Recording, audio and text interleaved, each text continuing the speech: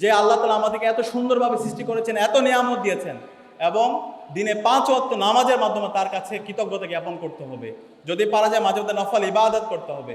সেটা যদি করতে পারো তাহলে অবশ্যই আল্লাহ তাআলা তোমাকে এখন যা দিয়েছেন তার চাইতে অনেক বেশি দিবেন। একই সাথে আমাদের পিতামাতার প্রতি কৃতজ্ঞ হইতে হবে। পিতামাতার মন থেকে দোয়া আসে এমন কাজ করতে হবে। আজকে তোমার এতটুকু সফলতার পিছনে আমাদের মা বাবার অনবদ্য ভূমিকা আছে। সুতরাং মা বাবার মন থেকে দোয়া আসে এমন কাজ তোমরা করার চেষ্টা করবা।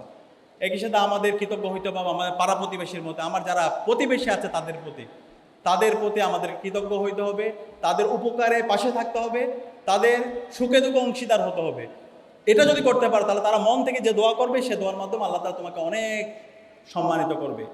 এর পাশাপাশি আমাদেরকে বিনয়ী হইতে হবে, বি হাম্বল। এখানে আছে তোমরা অনেকে A+ পেয়েছো, গোল্ডেন A+ পেয়েছো। এটার মাধ্যমে যদি তুমি অনেক অহংকারী হয়ে যাও, এরপর অনেক ভালো স্কুলে কলেজে ভর্তি হবা, ভালো মাদ্রাসা ভর্তি হবা, এরপর যদি তুমি অহংকারী খুবই উদ্যমে আচরণ করো তাহলে এটাই তোমার পতনের কারণ হবে।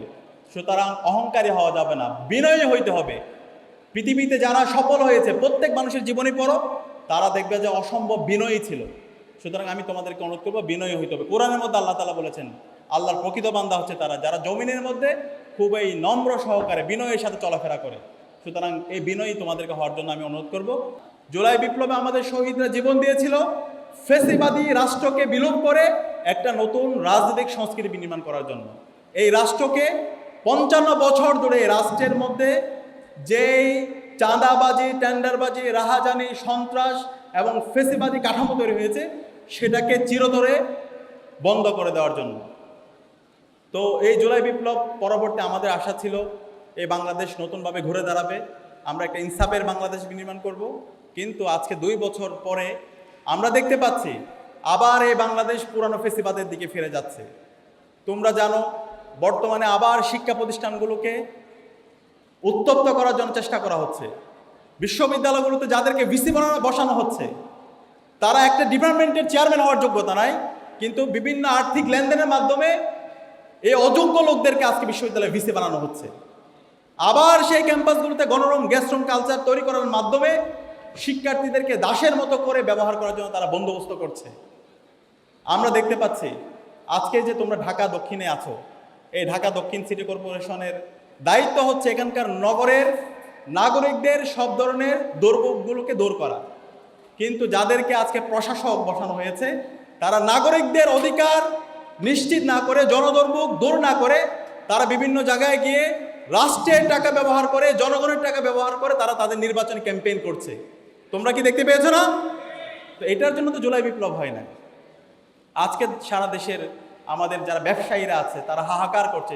চাঁদাবাজি, টেন্ডারবাজি, রাহাজানি, সন্ত্রাস, এবং আমাদের পুরো স্বরাষ্ট্র মন্ত্রণালয় ব্যর্থ হয়েছে। প্রতিদিনে দেখতে পাচ্ছ সারা দেশে পুরো সপরিবারকে হত্যা করা হচ্ছে সন্ত্রাসীরা, এবং বিভিন্নভাবে চাঁদা চাওয়া হচ্ছে চিকিৎসকের কাছে, এবং পরবর্তী তাদের উপর হামলা হচ্ছে। তো এই রাষ্ট্র আবার সেই ফেসিবাদী কাঠামোর দিকে ফিরে নিয়ে যাওয়ার জন্য আজকে যারা নির্বাচিত সরকার তারা সেই চেষ্টা করছে।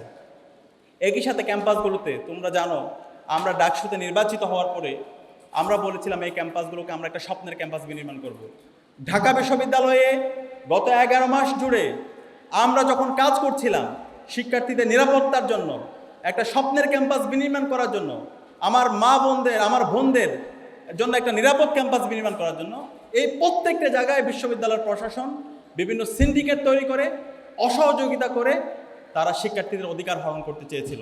কিন্তু আলহামদুলিল্লাহ তাদের সব ধরনের ষড়যন্ত্র চক্রান্ত ব্যর্থ হয়েছে, এবং শিক্ষার্থীরাই বলে আমরা দায়িত্ব নেওয়ার পরে গত 11 মাসে যে কাজ করেছি বিশ্ববিদ্যালয় প্রতিষ্ঠার পর থেকে এত শিক্ষার্থী বান্ধব, ছাত্র বান্ধব কাজ কেউ করতে পারেনি।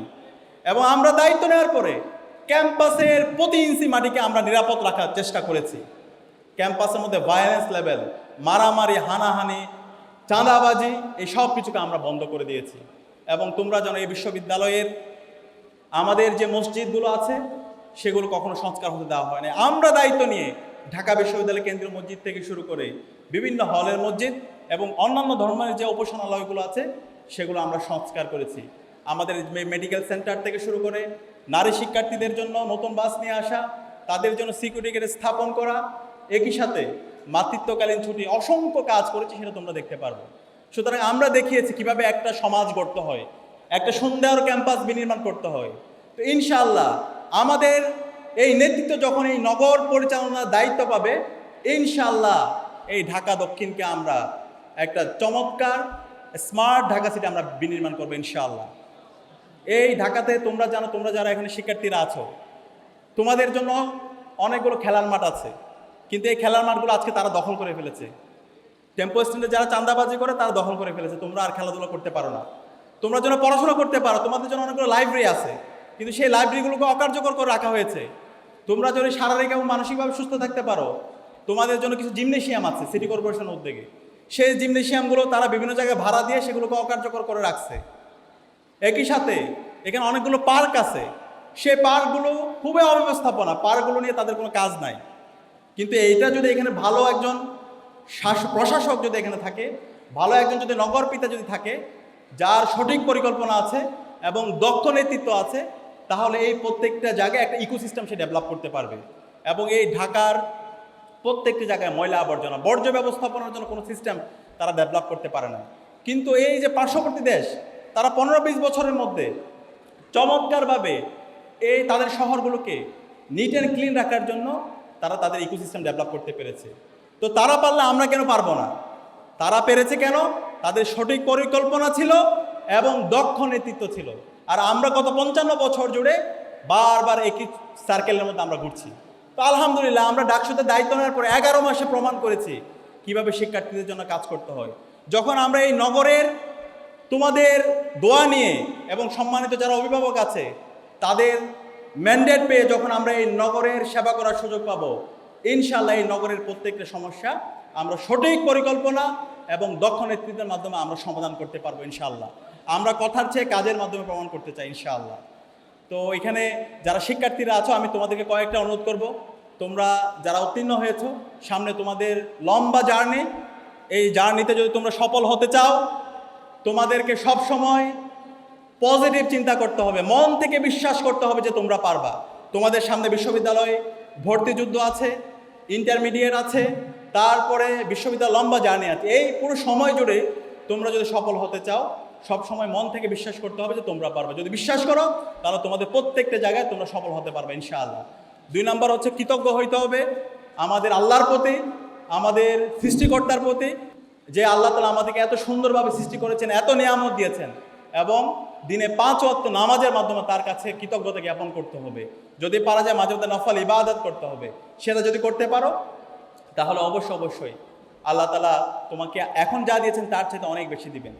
একই সাথে আমাদের পিতামাতার প্রতি কৃতজ্ঞ হইতে হবে। পিতামাতার মন থেকে দোয়া আসে এমন কাজ করতে হবে। আজকে তোমার এতটুকু সফলতার পিছনে আমাদের মা বাবার অনবদ্য ভূমিকা আছে। সুতরাং মা বাবার মন থেকে দোয়া আসে এমন কাজ তোমরা করার চেষ্টা করবা। একই সাথে আমাদের কৃতজ্ঞ হইতে হবে আমাদের পাড়া প্রতিবেশীর মধ্যে, আমার যারা প্রতিবেশী আছে তাদের প্রতি আমাদের কৃতজ্ঞ হইতে হবে, তাদের উপকারে পাশে থাকতে হবে, তাদের সুখে দুঃখে অংশীদার হতে হবে। এটা যদি করতে পারো তাহলে তারা মন থেকে যে দোয়া করবে সে দোয়ার মাধ্যমে আল্লাহ তাআলা তোমাকে অনেক সম্মানিত করবে। এর পাশাপাশি আমাদেরকে বিনয়ী হইতে হবে, বি হাম্বল। এখানে আছে তোমরা অনেকে A+ পেয়েছো, গোল্ডেন A+ পেয়েছো। এটার মাধ্যমে যদি তুমি অনেক অহংকারী হয়ে যাও, এরপর অনেক ভালো স্কুলে কলেজে পড়তে হবা, ভালো মাদ্রাসা পড়তে হবা, এরপর যদি তুমি অহংকারী খুবই উদ্যমে আচরণ করো তাহলে এটাই তোমার পতনের কারণ হবে। সুতরাং অহংকারী হওয়া যাবে না, বিনয়ী হইতে হবে। পৃথিবীতে যারা সফল হয়েছে প্রত্যেক মানুষের জীবনী পড়ো, তারা দেখবে যে অসম্ভব বিনয়ী ছিল।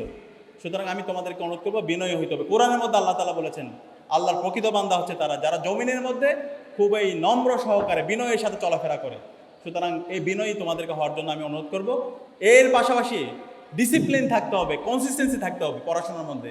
এই যে তোমরা এখন ভালো রেজাল্ট করেছো, সামনের যে লম্বা জার্নি, সেই জার্নিতে সফল হওয়ার জন্য তোমাদের জন্য একটা রুটিন থাকে, এবং সেই রুটিনের জন্য ইসলামী ছাত্র শিবিরের চমৎকার একটা সায়েন্টিফিক বই আছে, সেটার নাম হচ্ছে রিপোর্ট বই। তোমাদের এখানে কার কাছে রিপোর্ট বই আছে? আমি একটু দেখি তো, হাত তোলা তো। আচ্ছা, অল্প আমাদের ভাই বোনদের কাছে রিপোর্ট আছে। আমি অনুরোধ করবো, এখানে ইসলামী ছাত্র শিবিরের মেন্টররা আছে, দায়িত্বশীলরা আছে, তোমরা তাদের থেকে এই রিপোর্ট বইটা নিবা। এই রিপোর্ট বইটা রাখার জন্য কাউকে ছাত্র শিবির করতে হবে না, কিন্তু তোমার নিজের ইমপ্রুভমেন্টের জন্য, তোমার নিজের ওয়েলবিংয়ের জন্য, নিজের কল্যাণের জন্য তোমরা এই রিপোর্ট বইটা রাখবা। এই রিপোর্ট বইটা যদি রাখো, তোমার দেখবা যে হচ্ছে ব্যক্তিগত ইমপ্রুভমেন্ট, তোমার আধ্যাত্মিক ইমপ্রুভমেন্ট, তোমার নিয়মিত তোমার কোরআন হাদিস থেকে শুরু করে তোমার সব কিছুই প্রতিনিয়ত তোমার সেলফ ডেভেলপমেন্ট ইন্ডেক্সটা অনেক বেশি ঊর্ধ্বমুখী হবে। তো আমি অনুরোধ করবো তোমরা এই রিপোর্ট বইটা সংগ্রহ করবা, এবং একই সাথে আমি সর্বশেষ যেটা অনুরোধ করবো, তোমাদেরকে অনেক বেশি আশাবাদী হইতে হবে, হতাশাবাদী হলে চলবে না। যেটা আল্লাহ তাআলা কোরআনের মধ্যে বলেছেন, ওয়ালা তাহিনু ওয়ালা তাহজানু ওয়া আনতুমুল আ'লাউনা ইন কুনতুম মুমিনিন, যে তোমরা ভীত হয়ো না, তোমরা ভয় পেও না, তোমরা অবশ্য বিজয়ী হবে যদি তোমরা সত্যিকারের মুমিন, সত্যিকারের বিশ্বাসী হয়ে থাকো। তো আমি বিশ্বাস করি আমার সামনে যারা বসে আছে, তোমরাই আগামীর বাংলাদেশে নেতৃত্ব দিবা, তোমরাই বিজয় হবা। তোমাদের হাত ধরে আমরা যে একটা ইনসাফের বাংলাদেশের স্বপ্ন দেখি, যে বাংলাদেশের জন্য শহীদ আবু সাঈদ, শহীদ আলী রায়হান, শহীদ ফয়সাল আহমদ শান্তরা জীবন দিয়েছে, এবং যে বাংলাদেশের কথা বলতে বলতে আমাদের শহীদ উসমান হাদি আমাদের মাঝ থেকে চলে গেল, সেই ইনসাফের বাংলাদেশ, সেই সমৃদ্ধশালী বাংলাদেশ তোমাদের হাত ধরে আমরা ইনশাআল্লাহ করবো। আল্লাহ পাক সুবহানাহু ওয়া তাআলা আমাদেরকে সেই তৌফিক দান করো। আল্লাহুম্মা আমিন। আসসালামু আলাইকুম ওয়া রাহমাতুল্লাহ।